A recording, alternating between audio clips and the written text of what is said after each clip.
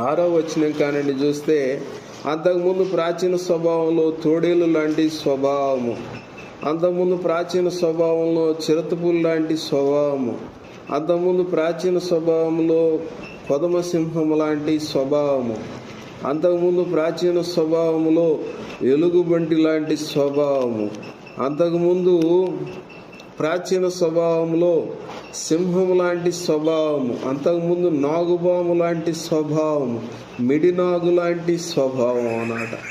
ఇలాగా అలాంటి స్వభావం కలిగిన వారు ఎప్పుడైతే సత్యవాక్యాన్ని విన్నారో, రక్షణ సువార్తను విన్నారో, మారు మనసు ఎప్పుడైతే పొందుకున్నారో, పాపక్షమాపణ నిమిత్తం క్రీస్తునందు ఎప్పుడైతే విశ్వాసం ఉంచారో, ఎప్పుడైతే సంపూర్ణ విధేయత చూపించి బాప్తిస్మం అనే కార్యక్రమంలో పాల్పంపులు పొందుకుంటున్నారో, వారికి పరిశుద్ధాత్మ దేవుడు వాగ్దానం చేశాడు. అది వారిలోనికి ప్రవేశించినప్పుడు వారి యొక్క స్వభావంలో అనూహ్యమైన మార్పు వస్తూ ఉంటుందన్నమాట.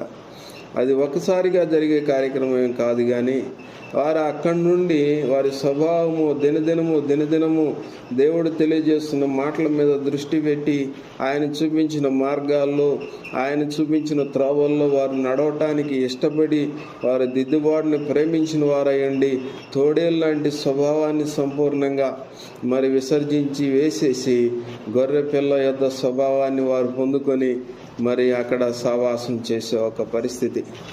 ఈ బాప్తిస్మం అనే కార్యక్రమంలో సింహము నరమాంసాన్ని తిని అరాయించుకునే జీర్ణాశయం కలిగిన పరిస్థితిలో ఉంటే, ఆ పరిశుద్ధాత్మ నూతన స్వభావాన్ని అనుగ్రహించడం ద్వారా ఆ జీర్ణాశయాన్ని సంపూర్ణంగా ఎత్తివేసేసి గడ్డి మేసి గడ్డిని తిని అరాయించుకునే జీర్ణాశయాన్ని సంపూర్ణంగా ఇవ్వటము జరుగుతుంది. ఇది పరిశుద్ధాత్మ వల్ల మానవులకు కలిగే పరిస్థితి అన్నమాట.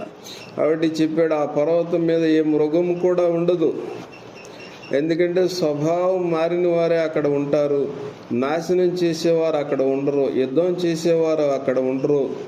కాబట్టి దేవుడి జ్ఞానంతో అదంతా నిండిపోయి ఉంటుంది అని చెప్పాడు. దేవుని జ్ఞానము, దేవుడి యందు భయభక్తులు కలిగిన వారు వారికి జ్ఞానం అనుగ్రహింపబడుతుందని సమాచారం స్పష్టంగా దేవుని గ్రంథము తెలియజేస్తుంది అన్నమాట. కాబట్టి పొడి బట్టలతోటి వెళ్ళి తడి బట్టలతోటి బయటకు వచ్చే పరిస్థితి కాదు ఇది. అంటే కొంతమంది ఏం చేస్తారంటే పొడి బట్టలతోటి లోనకి వెళ్ళిపోతారు, తడి బట్టలతోటి బయటకు వచ్చేస్తారు.